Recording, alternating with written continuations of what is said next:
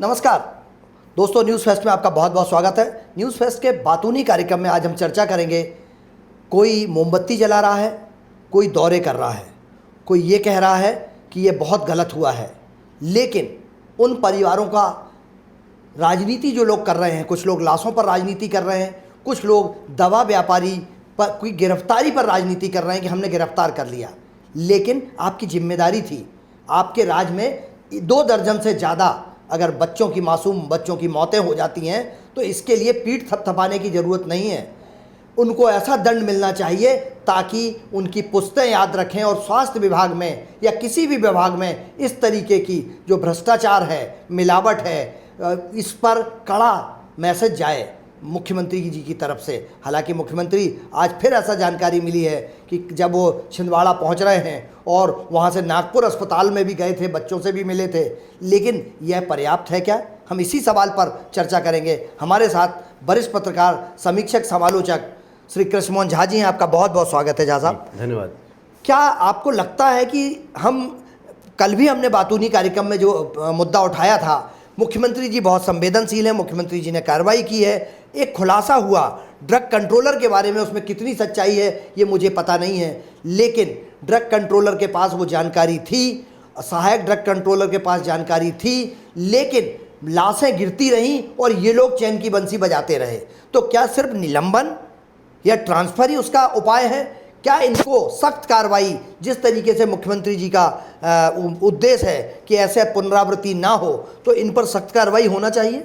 देखिए शिशिर भाई, पहले भी मैंने आपसे यही बात कही थी और मोहन यादव जी ढंग से, जी संवेदनशीलता से और सुशासन को लेकर के काम कर रहे थे, तो ऐसा लग रहा था कि वो बहुत अच्छा काम करेंगे, सख्ती लाएंगे। और शुरू में बहुत अच्छा चीज़ें दिखी और बीच में बेपटरी भी हुई व्यवस्थाएं, लेकिन जिस ढंग से उन्होंने 3-4 दिनों में जो संवेदनाएं दिखाई, परिवार से जाकर के मिले, सब कुछ किया है, तो एक अच्छा संकेत तो है ही है। लेकिन उस व्यक्ति को गिरफ्तार कर देने से नहीं होगा। देखिए आज भी रीवा में आपने देखा कि मामला कायम हुआ, जो आपको कोरेक्स पकड़ाई है। इंदौर में जिस कंपनी पे आरोप लगा, वो कंपनी के सिरप फिर से बन रहे हैं, उसकी फैक्ट्री चालू हो गई है, रीमेन जो सिरप है उसका, तो उसी कंपनी चल रही चोरी छुपे। तो ये बहुत बड़ा एक नेक्सस है। इसको कंट्रोल करने के लिए सामूहिक, जैसा कि मोहन यादव जी ने कहा कि ये सामूहिक जिम्मेदारी है, सबको काम करना पड़ेगा। तो निश्चित रूप से सामूहिक जिम्मेदारी है। मीडिया अपना कार्य कर रहा है, आप अपना कार्य करिए। तो जब तक कि चीज़ें संयुक्त रूप से नहीं होंगी और जिसकी जवाबदेह है, क्योंकि आज आप किसी को, आपने बहुत सही बात कही, किसी को आप गिरफ्तार करके आप रिपीट नहीं थपथपा सकते कि हम उसको पकड़ के ले आए। भाई ठीक है, ये तो आपका काम था, इसको आपको पहले कर लेना था। ये घटना घटने के बाद आपने किया। यदि आप पहले ये सब चीज़ें कर लेते तो आज स्थिति नहीं होती। तो जिस ढंग से आपका महकमा, आपने सीएम ने अपनी प्रेस कॉन्फ्रेंस में कहा कि हमने सबको सचेत किया है कि नशीली दवाओं के विरुद्ध खुल करके काम हो, मादक जो पदार्थ हैं वो ना बिकने पाएँ।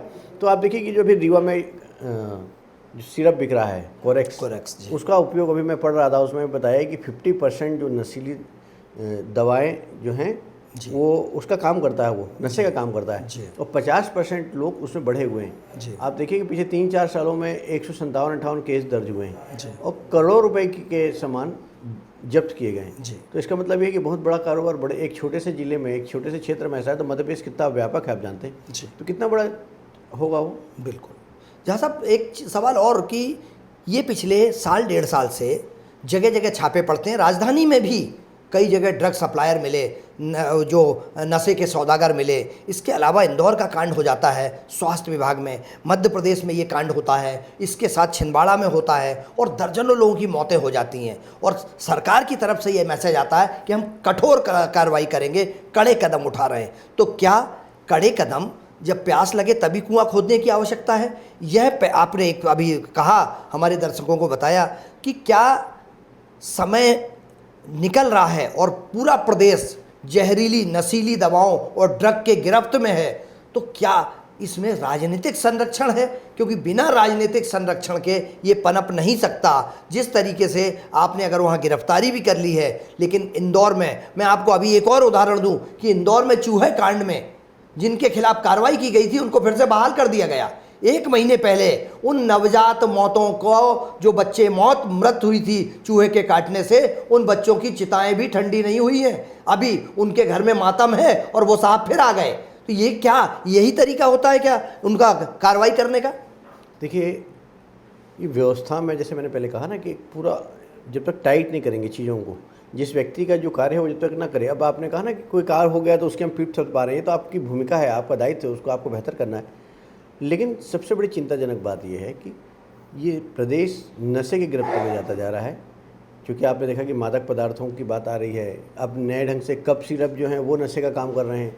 तो ऐसी जो चीज़ें हैं जो घर घर पहुंच रही हैं, और इसका रैकेट बहुत बड़ा काम कर रहा है, कबाड़ियों के माध्यम से, कहीं किसी माध्यम से, यानी इतने ज़्यादा स्रोत हैं इनके बिकने के। उस पर जब तक आप अंकुश नहीं लगाएंगे, अपने सिस्टम को जब तक आप टाइट नहीं करेंगे, और जो आपका जो इंटरनल इंटेलिजेंस है वो टोटल फेल है मध्य प्रदेश में। मुझे लगता है कि इनकी जो इंटेलिजेंस की व्यवस्थाएं हैं वो सही ढंग से काम नहीं कर रही, और यही वजह है कि इस प्रकार की घटनाएं हो रही हैं और आप कुछ कर नहीं पा रहे हो। भाई मान लीजिए इंटेलिजेंस से आपको पूरा इनपुट मिलता रहता तो चीज़ें इस प्रकार की नहीं हो सकती थी आपकी। जी, क्या इंटेलिजेंस की सूचना और इनके जो सोर्सेज हैं, जैसा मुख्यमंत्री जी ने कहा कि संयुक्त जिम्मेदारी है, तो क्या संयुक्त जिम्मेदारी में मध्य प्रदेश में कहीं ना कहीं कोऑर्डिनेशन का अभाव नज़र आ रहा है?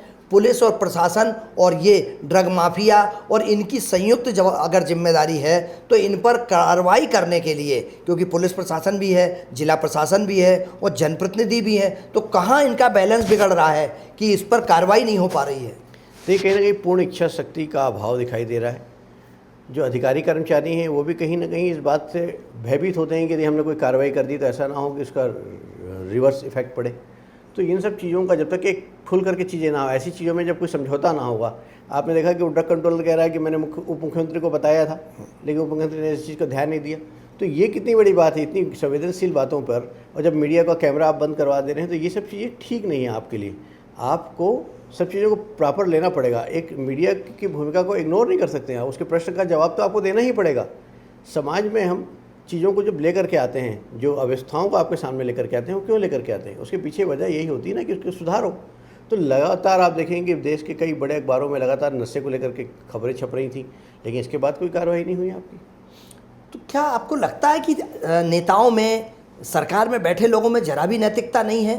क्या ऐसे मामलों में सुदर्शन उठाकर मोहन जी को अपने स्वास्थ्य मंत्री और स्वास्थ्य विभाग के प्रमुख सचिव और ड्रग कंट्रोलर को बर्खास्त कर देना चाहिए? तभी उन मौतों पर वास्तविक रूप से सरकार की कड़ाई नजर आएगी। निश्चित रूप से, क्योंकि आपको कोई ना कोई ऐसे आदर्श तो प्रस्तुत करने पड़ेंगे जिससे एक भय का माहौल तो बने।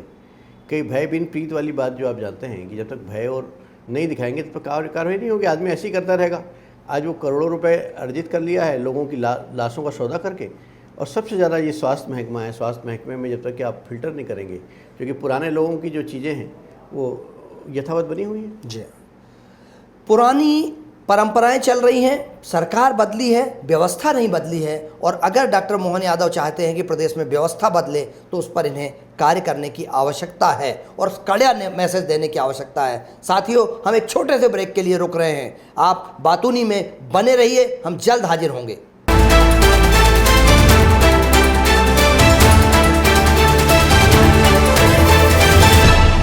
हम अभी बातूनी कार्यक्रम में ये चर्चा कर रहे थे कि इसकी उत्तरदायित्व किसका है, क्योंकि माननीय मुख्यमंत्री जी ने कहा है कि उत्तरदायित्व सामूहिक होगा। तो क्या स्वास्थ्य मंत्री की जिम्मेदारी नहीं है? क्या उस प्रमुख सचिव की जिम्मेदारी नहीं है? उस ड्रग कंट्रोलर की जिम्मेदारी नहीं है? क्या ये हमारे जनता के पैसे से सिर्फ सुख सुविधाएं भोग रहे हैं? अगर उनकी नॉलेज में आ गया था कि ये जहरीला सिरप है, इसकी रिपोर्ट आ गई है, तो क्या एफआईआर जान लेने के लिए स्वास्थ्य मंत्री के खिलाफ एफआईआर नहीं होना चाहिए?